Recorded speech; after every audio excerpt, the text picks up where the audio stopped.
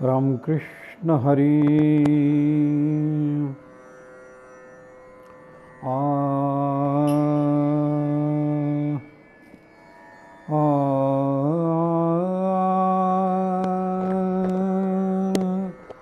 आ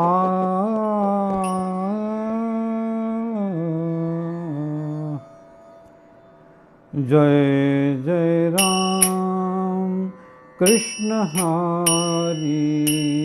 जय जय राम कृष्ण हरी हरि। जय जय राम कृष्ण हरि हरि। जय जय राम कृष्ण हरि हरि। जय जय राम कृष्ण हरि हरि। जय जय राम कृष्ण हरि हरि। जय जय राम कृष्ण हरि हरि। जय जय राम कृष्ण हरि हरि। जय जय राम कृष्ण हरि हरि। जय जय राम राम राम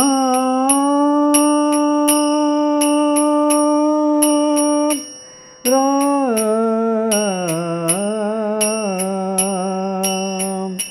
राम।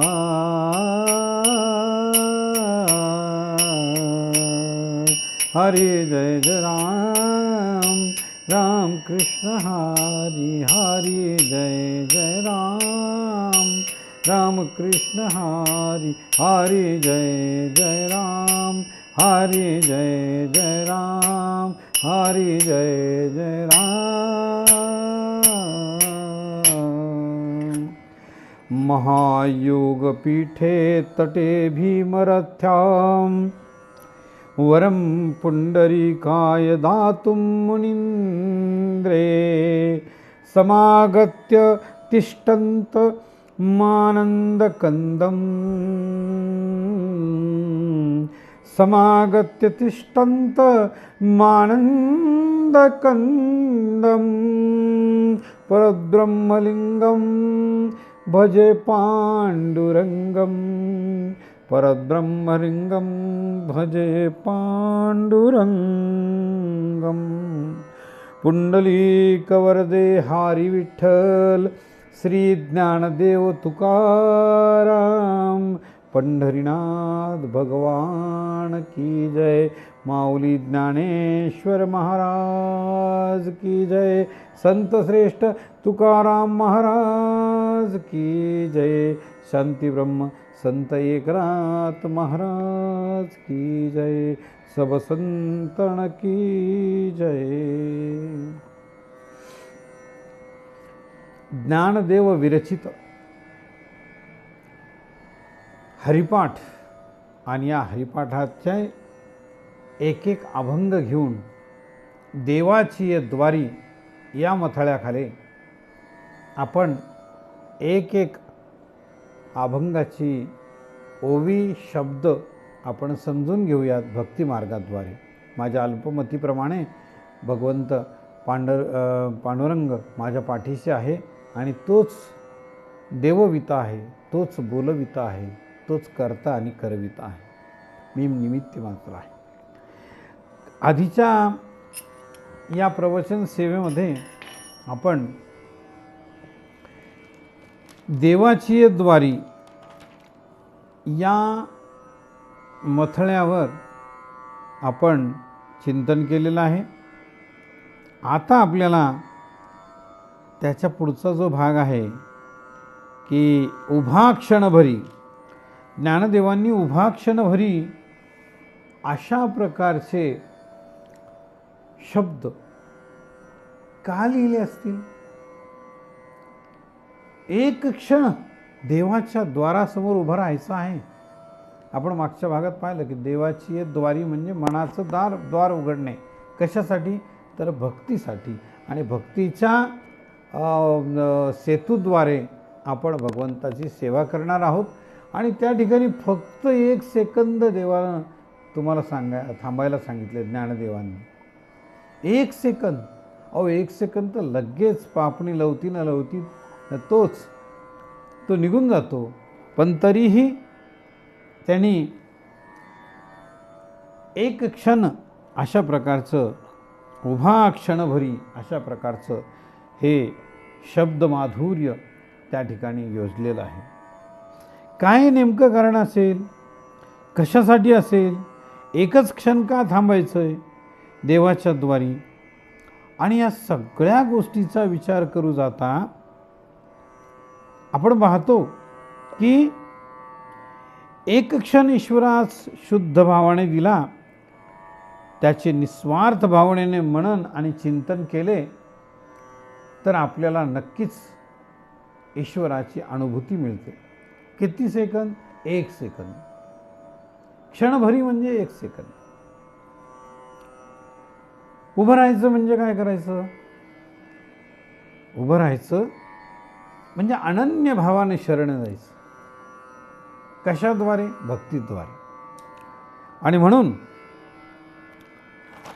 त्याच्यामध्ये त्यांनी सांगितलेले, माणसं काय करतात संसारामध्ये, करूत ना, आत्ता काय बालवय, करूत ना, आत्ता काय युवक अवस्था आहे आणि आत्ताच माझं लग्न झालेलं आहे, मी आता कुठं देवाच्या द्वारावर उभं राहू, आता काय आहे तर माझा नेमकाच संसार फुललेला आहे, मी कशाला देवाच्या द्वारावर उभा राहू. पुढे आहेत ना म्हातारपणी, वृद्धपणी आपण त्या देवाच्या द्वारी उभं राहू असं म्हणण्यामध्ये वेळ निघून जाते. कारण देवाच्या द्वारामध्ये उभं राहण्यासाठी वेळ काळाचं बंधन नाही. कधीही रात्रंदिवस कुठल्याही प्रहरी तुम्ही जर देवाच्या द्वारी 1 क्षणभर जर उभे राहिले ना, स्वतःला विसरून भक्ती सोपानाद्वारे भगवंताची अनन्य भावानं सेवा करण्यासाठी जर तुम्ही काया वाचा म्हणे जर उभे राहिले ना, तर नक्कीच तुम्हाला ईश्वराची प्राप्ती होते. पण लोक थांबत नाहीत. करू करू पुढे करू पुढे करू असं म्हणतात. कबीर जे का दोह्यामध्ये फार सुंदर असं वर्णन करतात की कल करे सो आज कर, आज करे सो अब, पल में प्रलय हो जाएगा, फिर करेगा कब. अरे उद्या करायचं असेल तर आज कर, आणि आज करायचं असेल तर आत्ता कर. काही क्षणाचा भरोसा नाही आहे. कदाचित क्षणामध्ये प्रलय होऊन जाईल आणि तू नष्ट होशील, हे जग नष्ट होईल, मग कधी करणार. अशा प्रकारचा कबीरांनी सुंदर असा दोहा केलेला आहे. पण आमचं मत कसं आहे, माणसं कसे संसारी कबीराच्या उलट चालणारे आहेत. काही जण म्हणतात आज करे सो कल कर, कल करे सो परसू, इतनी जल्दी क्या है, जीना है बरसू. तर अशा पद्धती जीवन हे किती वर्ष आहेत हे आपल्याला माहीत नाहीत, किती क्षण आहेत हे आपल्याला माहीत नाही. जीवन आत्ता आहे आणि आत्ता नव्हतं अशा प्रकारचं आहे. कारण ईश्वराने जो मेन स्विच आहे ते आपल्याकडे ठेवलेला आहे. आणि म्हणून माणसाचा मृत्यू कधी कुठं कशा पद्धतीने येऊ शकतो हे सांगता येत नाही. आणि म्हणून कल करे सो आज कर, आज करे सो अब, पल में प्रलय हो जाएगा, फिर करेगा कब. म्हणून देवाची द्वारी क्षणभर उभं राहण्यासाठी आम्ही केव्हाही तत्पर असायला पाहिजे. कशा पद्धतीनं आपण बघूयात. तर जीवनाची क्षणभंगुरता जी आहे ना, ती भगवद्गीतेमध्ये वर्णित झालेली आहे. तर कशा प्रकारची आहे ती, तर 9व्या अध्यायामध्ये सांगितलेले की अनित्यम सुखम लोक मिमम प्राप्य भजस्व माम. हा संसार अनित्य आहे, नाशवान आहे आणि दुःखाने भरलेला आहे. त्यामुळे या जगात जन्म मिळाल्यावर तू माझे परमेश्वराचे भजन कर, म्हणजे सत्य धर्म आणि आत्मज्ञानाच्या मार्गाने चाल. कधी? क्षणभर.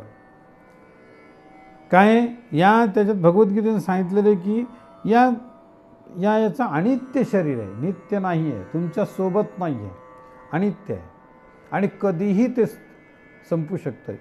या या शरीरामधला आत्मा निघून गेला की या शरीराला काहीही किंमत नाही. म्हणून आपण नेहमी ईश्वराचं भजन केलं पाहिजे, चिंतन केलं पाहिजे, मनन केलं पाहिजे, भक्ती केली पाहिजे.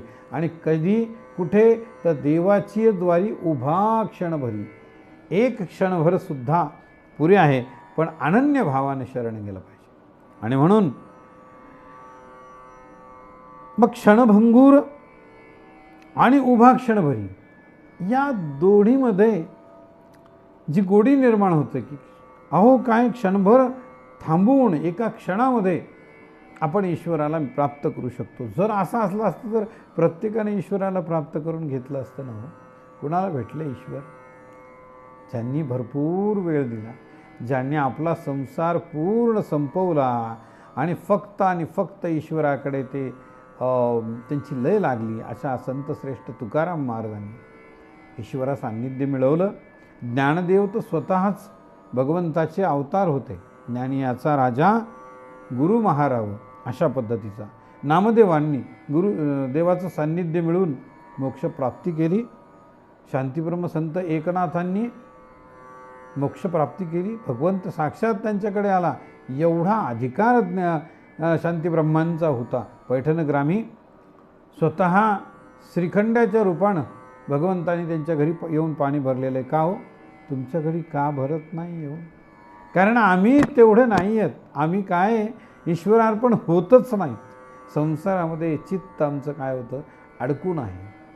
एकीकडे पूजा चाललेली आहे आणि पूजा चालताना त्या गॅसच्या तीवर ठेवलेलं दूध जे आहे ते दूध भरभर उतू गेल्यानंतर आम्ही म्हणतो ते दूध उतू चाललं आहे, म्हणजे आमचं सगळं लक्ष त्या दुधामध्ये आहे. मग असं जर असेल तर त्या पूजेला काहीही किंमत नाही. मानसपूजा नावाची पूजा आहे. जाई तुम्हाला बाकी काही करायची गरज नाही आहे. फक्त अनन्य भावानं तुम्ही शरण गेले आणि ईश्वराला मानस म्हणजे मनामध्ये उतरून घेतलं, आत्मबिंबित केलं तर 100% तुम्हाला ईश्वर प्राप्त होतो. ना त्याला सवळ्याची गरज आहे, ना सवळ्याच्या पाण्याची गरज आहे, ना फूल आहे, ना वेगवेगळ्या प्रकारचे व्यंजन आहे, काही गरज नाही. मानस पूजा केली तर सगळं अंतर्मनामध्ये निर्माण होतं.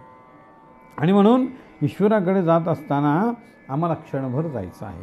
मग ज्ञानदेव म्हणतात की देवाची द्वारी उभा क्षणभरी, एक क्षणभर उभा राहा बेटा तू, आणि मग काय होईल तर तेने मुक्तिचारी साधियला. एवढं मोठं आश्वासन दिलेलं आहे ज्ञानदेवानी. मग आता उद्धरण्यासाठी एक क्षणभर थांबायचं. उद्धार कशा प्रकारचा होतो तर एकरूपता आली की उद्धार होतो. ईश्वराशी तादात्म्य जुळलं की उद्धार होतो आणि मोक्षप्राप्ती होते. मग आता भगवद्गीतेमध्ये सांगितलं आहे की उद्धरेदात्मनां स्वानं नात्मानमव साधयेत आत्मेव भात्मनो बंधू रात्मेव रिपुरात्मना. मनुष्याने स्वतःच्या प्रयत्नाने स्वतःचा उद्धार करावा. कसा? क्षणभर उभं राहावं. स्वतःला अधोगतीकडे नेऊ नये. कारण मनुष्य स्वतःचा मित्र आहे आणि तो स्वतःचा शत्रू पण आहे. चांगलं वागलं स्वतःशी तर मित्र आणि वाईट वागलं तर शत्रू.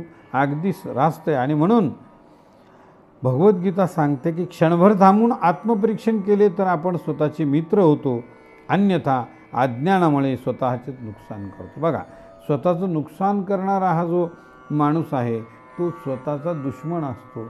आणि स्वतःवर मित्रत्वाचं प्रेम करणारा जो मनुष्य असतो तो मनावर आणि आत्म्यावर प्रेम करणारा आहे. जो आत्म्यावर आणि मनावर प्रेम करतो तोच भगवंतापर्यंत प्राप्त होऊ शकतो. इथे आपण ते पाहणार आहोत. मग आता काय करायचं तर आपलं कर्म करत असताना देवाकडे जायचं. किती वेळ? एक क्षणभर. देवाची द्वारी उभा क्षणभरी.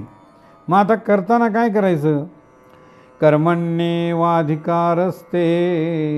मा फलेषु कदाचन मा कर्मफल हेतुर्भूर मा ते संगोस्त्व कर्मणी. तुला केवळ कर्म करण्याचा अधिकार आहे, त्याचा फळावर नाही. क्षणभर उभा राहिल्यानं काय होईल असं म्हणण्याचा अधिकार तुला नाही. एक क्षण उद्धारासाठी आहे.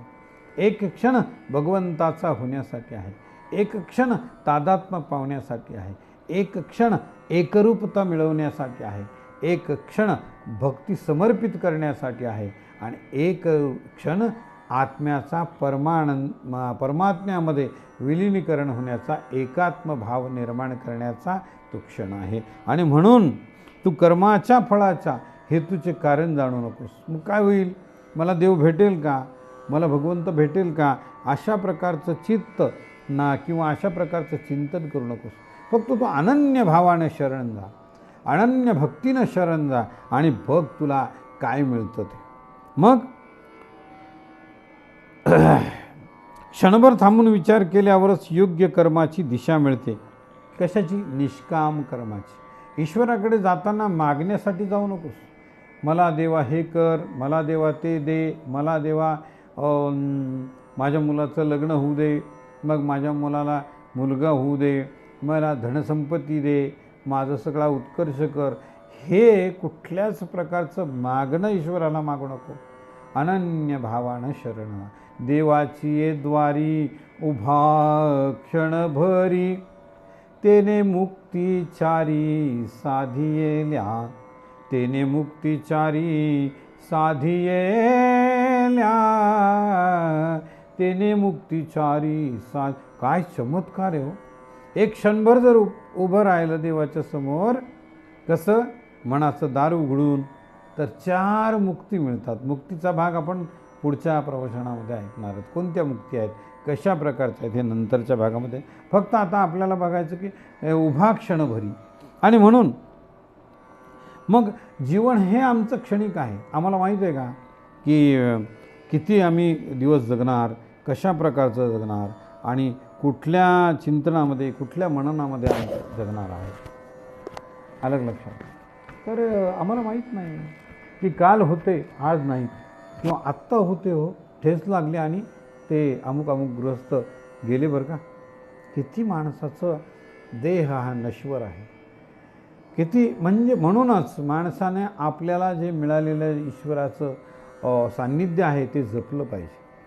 आपल्याला जो हा देह मिळालेला आहे, आपल्याला जो मानव देह मिळालेला आहे, ज्याच्यामध्ये बुद्धी आहे, ज्याच्यामध्ये वाचा आहे, ज्याच्यामध्ये तर्कसंगती आहे, ज्याच्यामध्ये मननशीलता आहे, ज्याच्यामध्ये आत्मचिंतन आहे, ज्याच्यामध्ये परात्मचिंतन आहे, ज्याच्यामध्ये ईश्वर तादात्म्यता निर्माण करण्याचं सामर्थ्य आहे, ज्याच्यामध्ये आत्मपरीक्षण करण्याची त्याच्यामध्ये ताकद आहे, असा हा मानवदेह जितका सुंदर आहे, एवढा अप्रतिम आहे. आणि म्हणून जनावरापेक्षा आपण वेगळे आहेत. जनावराला खूप काही शक्ती दिलेली आहे, पण बुद्धी नाही आहे. आणि बुद्धी जी आहे ती ही लौकिक अर्थानं त्याच्या जीवनमरणात जगण्यासाठी ती वापरली जाते. माणसाला मात्र ही तर्कशक्ती दिलेली आहे आणि ईश्वराच्या प्रती जाण्यासाठी त्याला मननबुद्धी दिलेली आहे, मननशक्ती दिलेली आहे, चिंतनशक्ती दिलेली आहे. आलं लक्षात. आणि म्हणून या सगळ्या गोष्टी आपल्याला एक क्षण देवाच्या समोर उभं राहून ह्या साध्य करता येतात. आणि म्हणून ज्ञानदेव म्हणतात की देवाची ये द्वारी उभा क्षणभरी. आता पुढे बघा की आपण हे बघूयात की कशा प्रकारचं हे चिंतन आहे. पुन्हा एकदा भगवद्गीतेकडे आपण वळूयात. भगवद्गीता म्हणते की किम पुनर्ब्रह्मणा पुण्या भक्ता राजर्षयस्ततः अनित्यम सुखम लोक मिमम प्राप्त भजस्व माम. काय मग आता याचा अर्थ? ते हे अर्जुना, जे पुण्यवान ब्राह्मण आणि भक्त राजर्षी आहेत ते तर निश्चित मला प्राप्त होतात, मग इतरांचे काय सांगावे. म्हणून तू या अनित्य आणि दुःखरूप जगात जन्म घेतल्यावर माझे भजन कर, म्हणजेच माझ्या मार्गावर चाल. अहो, सांगायला सुद्धा तरी कोणीतरी पाहिजे हो. कोणी सांगणार जर नसेल ना, तर माणसानं कोणत्या दिशेनं जावं, कोणत्या वाटेला लागावं. म्हणून भगवंतानी काय अर्जुनाचं भाग्य आहे बघा. साक्षात परब्रह्म जो निर्माता आहे या जगाचा, या विश्वाचा, जो नियंता आहे, जो शारंगधर आहे, जो चक्रपाणी आहे, जो चक्रधारी आहे, असा हा भगवंत त्याच्या रथाचा सारथी आहे. आणि तो किती भाग्यवान आहे अर्जुन. आणि अर्जुनाला तो म्हणतो की सगळं सोडून तू मला काय शरणी आहे. असं शरणीय म्हणणारा तरी कोणीतरी पाहिजे. आम्हाला असं म्हणणारा कोणी नाही, आम्हाला बोलवणारा कोणी नाही आहे. माझ्याकडे ये, चल ये, मी तुझं कल्याण करतो असं म्हणणारा आमच्याकडे कोणी नाही. कारण आम्ही त्या पातळीवर पोचलेलो नाही. आम्ही अर्जुनाची पातळी म्हणजे गाठलेली नाही आहे.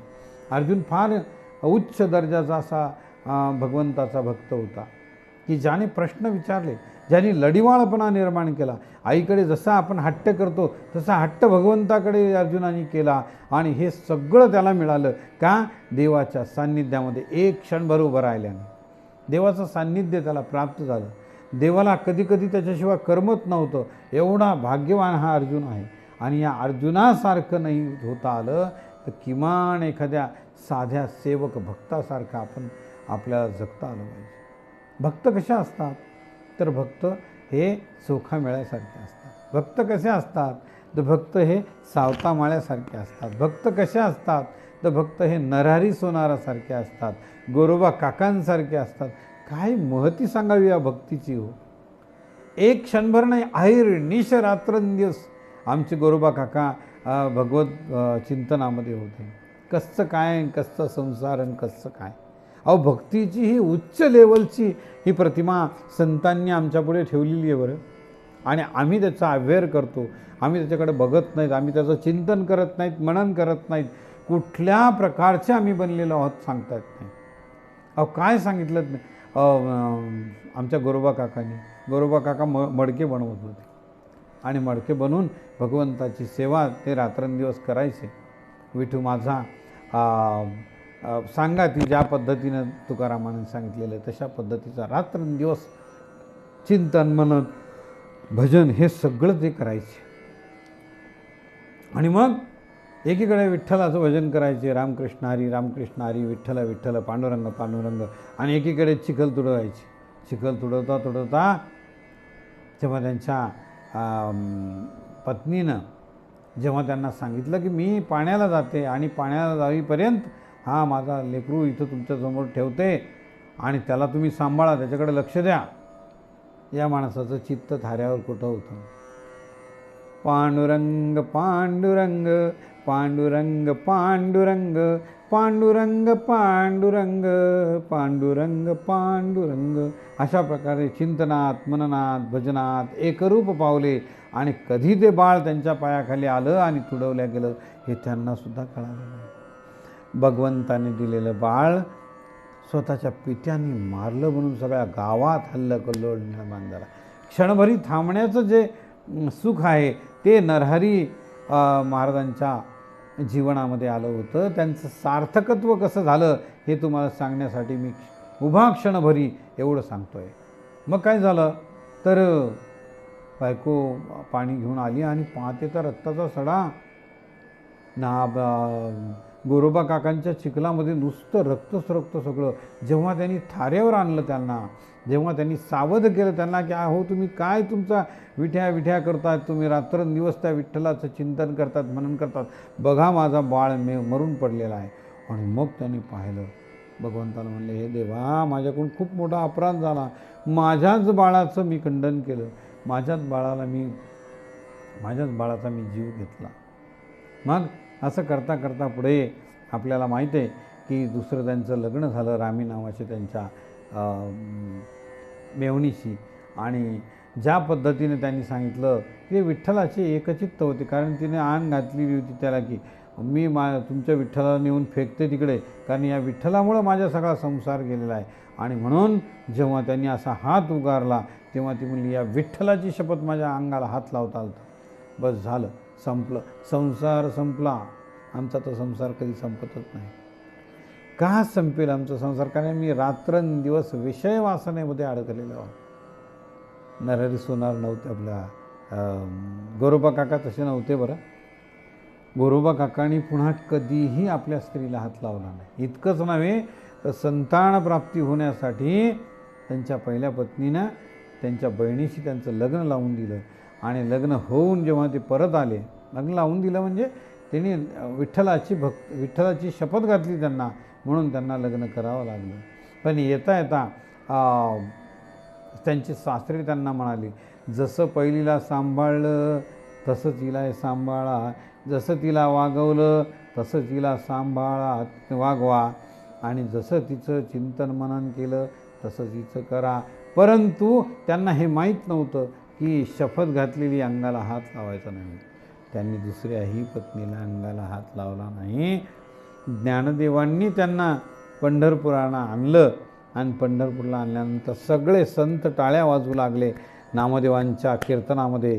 मात्र याचे त्या ठिकाणी पाहिलेलं होतं की जेव्हा या दोघी पत्नीने आपल्या आपल्या अंगावर त्यांचे हात घेतले, हे पाहिला हा गुन्हा झाला, स्पर्श झाला, म्हणून ते उठले आणि कुऱ्हाडीने त्यांनी आपले दोन्ही हात कापून टाकले. आणि कापून टाकल्यानंतर पुढे जेव्हा ज्ञानदेवांनी त्यांना नामदेवाच्या कीर्तनामध्ये नेलं आणि सगळे संत असे हात वाजवू लागले, टाळ्या वाजवू लागले, तेव्हा हे थोट्या हाताने अशा पद्धतीनं हात वाजवू लागले, थोट्या पद्धतीने एकरूप झाले आणि हात असे वाजवता वाजवता आपोआप टाळ्या आल्या. हो, आपोआप हात आले, आपोआप टाळ्या वाजायला लागल्या. काय चिंतन आहे, काय भगवंत आहे, काय कशा प्रकारचा भक्त आहे, कशा प्रकारची एकरूपता आहे, कशा प्रकारची तादात्म्यता आहे, कशा प्रकारची भक्ती आहे, हे सगळं जर आपण बघितलं तर एक क्षणभर उभा राहून एकरूपता जेव्हा त्यांची निर्माण झाली तेव्हा एवढी सुंदर अशी भक्ती त्या ठिकाणी निर्माण झाली. आणि काही क्षणात दूरदूर दूरदूर धावत त्यांचा चिलिया, त्यांचा सुंदर असा मुलगा देवाच्या मंदिरातून गाभाऱ्यातून आला. हा कशाचा महिमा आहे? हा ईश्वराच्या ठिकाणी एकरूप होऊन फक्त एक क्षणभर आम्ही थांबलो. कोण? आम्ही थांबलो नाही. गोरोबा काका थांबले म्हणून त्यांच्या जीवनाचं कल्याण झालं. साक्षात स्वतः परब्रह्म पांडुरंग पंढरीश पांडुरंग त्या ठिकाणी त्यांच्या इथे येऊन मडके बनवू लागला आणि मडके बनवून त्यांनी त्या दौलताबादच्या त्या बादशहाला ते एवढं मोठे त्यांची जी हे दिली होती, त्यांनी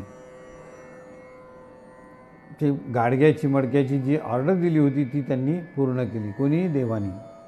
लक्षात घ्या कशाचा चमत्कार आहे हा कशाचा प्रकार आहे? तर देवाची द्वारी उभा क्षणभरी आपण एक क्षणभर जर उभं राहिलो तर एवढं सगळं जुळून येतं. बरं, ते तर रात्रंदिवस त्याच्यामध्ये लिप्त होते, संसारामध्ये नव्हतेच. गोरोबा काका संसारात नव्हते. ज्याप्रमाणे सावता महाराज कांदामुळा भाजी अवघे विठाबाई माझी असं म्हणत होते, तेव्हा ते आपल्या त्या कर्माला भगवंताचं कर्म मानून त्या ठिकाणी ते एकरूप होत होते. त्या ठिकाणी ते भगवंताशी सूर जुळत होते, आळवीत होते. आणि सकाळ उठल्यापासून ते रात्रीपर्यंत देवाचं चिंतन मनन करत होते. मला सांगा, एवढं त्यांना जमलं, आम्हाला एक क्षण देवाच्या समोर उभा राहता येत नाही का हो? का राहत नाहीत आम्ही? का रात्रंदिवस संसारामध्ये लिप्त आहोत? कशासाठी एवढं संसाराचं संसार दुःख मूळ चहूकडे इंगळ, रात्रंदिवस चहूकडे इंगळ, विश्रांती नाही कोठे, रात्रंदिवस तळमळ, कवनामी शरण जाऊ, एका पंढरी वाचोनी, धर्म जागो सदैवाचा, जो मी पर उपकारी. तात्पर्य काय की हे आम्ही काय, आम्ही या संसारामध्ये लिप्त आहेत, अडकलेलो आहोत. त्या भुंग्यासारखे आम्ही अडकून गेलेलो आहोत. रात्रंदिवस विषयाचं चिंतन करतो, मनन करतो, अर्थकारण करतो. रात्रंदिवस पैसा पैसा पैसा पैसा. किती पैसा कमवायचा हो आणि काय मिळणार या पैशानं? किती आपल्या संगती येणार आहे, कुठे येणार आहे? किती बंगले बांधले, 4 बंगले बांधले, 7 बंगले बांधले, 4 गाड्या घेतल्या, एक मुलाला, एक स्वतःला, एक अमुक, एक तमुक. काय सोबत नेणार आहे? हे सगळं भौतिक सुख आहे ना, या भौतिक सुखामध्ये आपण अडकतो आणि म्हणून भगवंतापासून दूर जातो. भगवंत म्हणतो तुझं तुलाच लखलाप, येऊ नकोस माझ्याकडे. कारण असा जर तू बद्ध असशील, असा जर तू त्या विषयासक्त असशील तर माझ्याकडे न आलेला बरा, कारण तू एकरूप होऊच शकत नाहीस. जेव्हा या सगळ्या गोष्टीचा त्याग करणे, किंवा मग चमकोऱ्याचं पान जसं असतं ना, पाणी टाकल्यानंतर ते पाणी त्याच्यावर स्थिर होतं, पण ते झटकलं थोडं की ते निघून जातं आणि ते स्वच्छ असं होतं. अशा प्रकारे आपण संसारामध्ये राहूनसुद्धा त्या आळवाच्या पानासारखं अलिप्त जर राहिलो तर आपल्याला भगवंत भेटू शकतो. कोणत्याही संतांनी सांगितलं नाही की तुम्ही संसारापासून दूर जा म्हणून. सगळ्यांनी संसार केले. अतिशय उत्तम संसार करणारे जर संत कोण असतील तर ते शांतीब्रह्म आहेत आमचे. नामदेवांचा संसार होता, तुकारामांचा संसार होता, सगळ्या संतांचे संसार होते. पण सगळ्यातला उत्तमातला उत्तम जो संसार होता तो होता शांतीब्रह्म संत एकनाथ महाराजांचा. कारण उत्तम अशी त्यांची पत्नी गिरिजा नावाची आणि सुंदर असा एकनाथांचा हा संसार त्या ठिकाणी बहरत आला आणि संसार करून त्यांनी परमार्थ सिद्ध केला. आणि किती परमार्थ सिद्ध केला, कशा प्रकारचा केला हे आपल्याला माहीत आहे की साक्षात परब्रह्म पांडुरंग ईश्वर साक्षात द्वारकेचा राणा त्यांच्याकडे 12 वर्ष पाणी भरत होता. म्हणून आजही त्या पैठणमध्ये रांजण भरण्याची प्रथा आहे. ज्याच्या पाण्याने रांजण भरल्या जातो ना तो पुण्यवान माणूस समजला जातो. 12 वर्ष देवाने एका संतांच्या घरी येऊन पाणी भरावं. काय असेल एवढी पात्रता? कशामुळे एवढी पात्रता निर्माण झाली त्यांच्यामध्ये? तर ते रात्रंदिवस भगवंताचे होते. संसारामध्ये राहून सुद्धा शांतीब्रह्मांनी संसार हा अल्प केला आणि परमार्थ हा पूर्ण वेळ केला. आणि म्हणून नाथांचा घासितो नाथा घरी चंदन, घासितो नाथा घरी चंदन. देवाचा देव हा नाथाच्या घरी चंदन घासतोय हो पूजेसाठी. पाणी भरतोय, चक्र पाणी येतोय स्वतः आणि श्रीखंड्याच्या रूपाने पाणी भरतोय.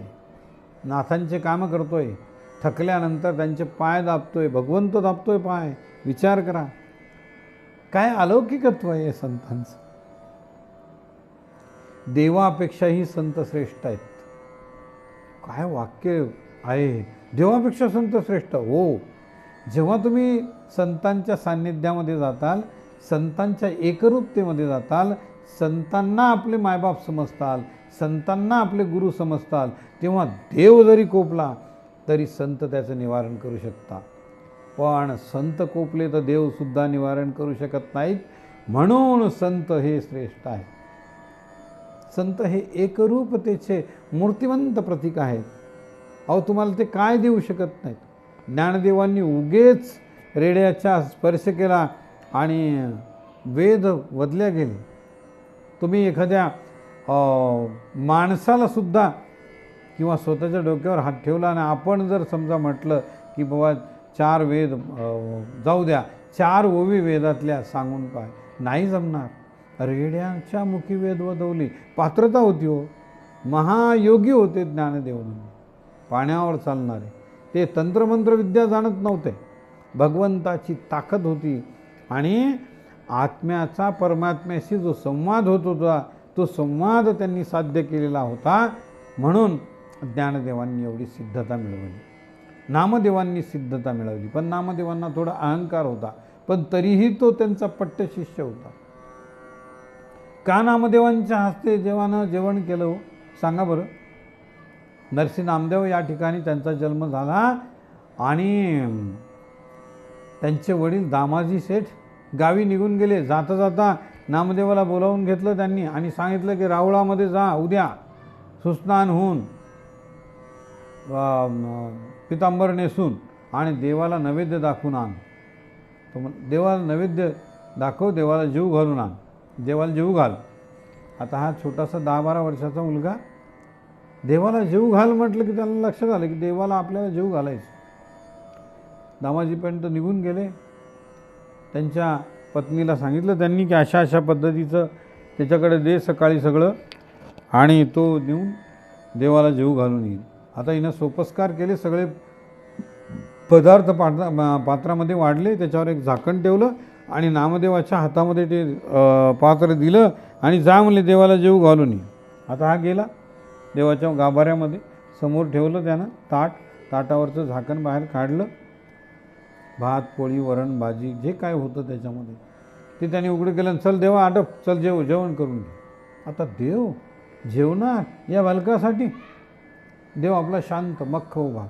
देव आटप नाही, मला खेळायला जायचे, पुन्हा मला भूक लागली आहे, तुला जीव घातल्याशिवाय आई मला जेवायला देणार नाही, आणि म्हणून तू मला काय कर, पटकन तू तुझं जेवण कर, जेवण उरक आणि मला घरी जाऊ दे.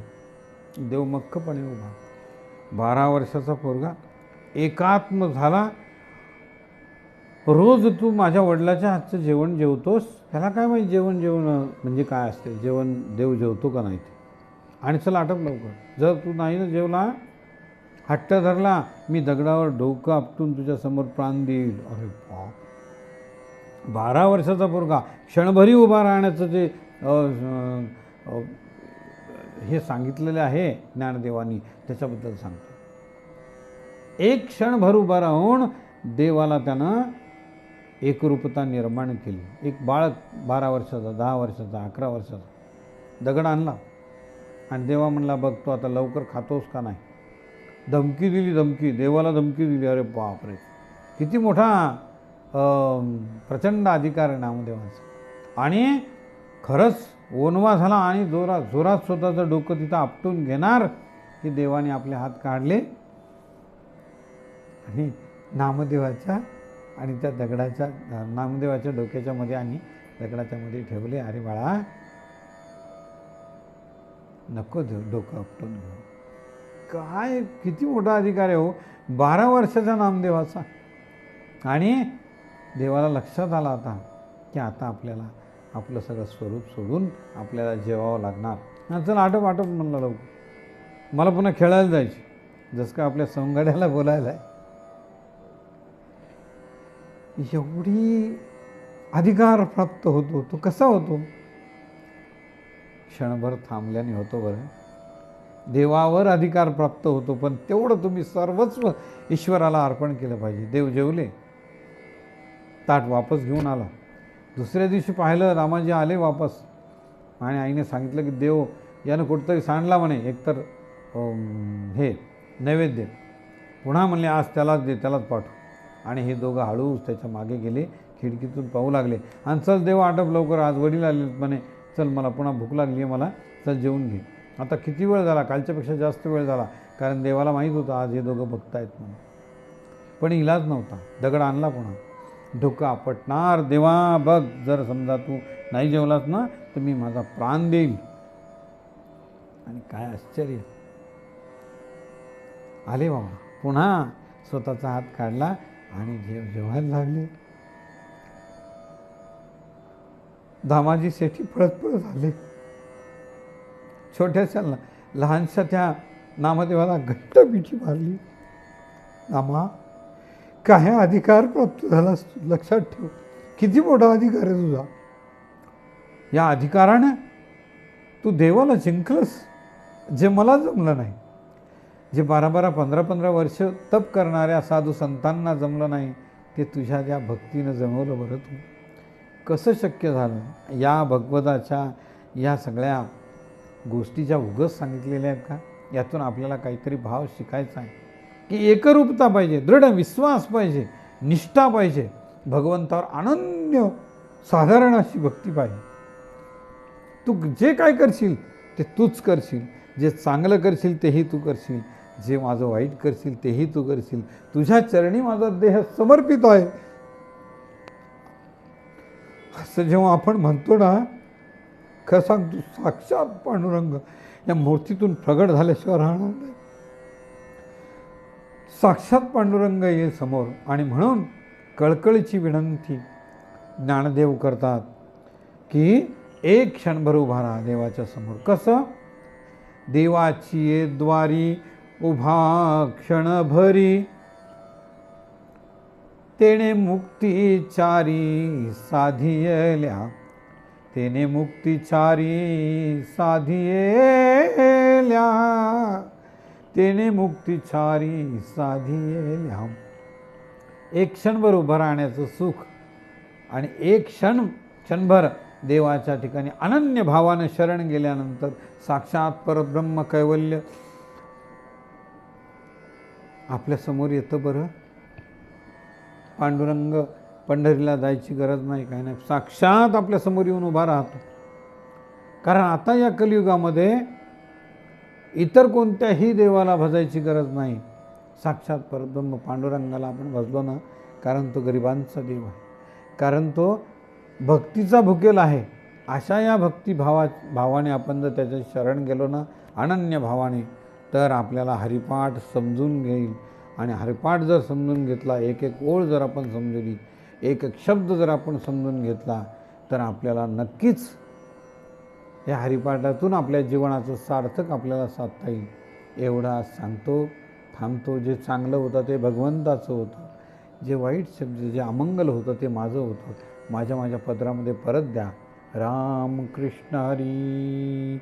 पुंडलिक वरदे हरी विठ्ठल. श्री पंढरीनाथ भगवान की जय. माऊली ज्ञानेश्वर महाराज की जय. पुंडलिक वरदे हरी विठ्ठल. श्री ज्ञानदेव तुकाराम. पंढरीनाथ भगवान की जय. विठ्ठल विठ्ठल विठ्ठल विठ्ठल विठ्ठल विठ्ठल.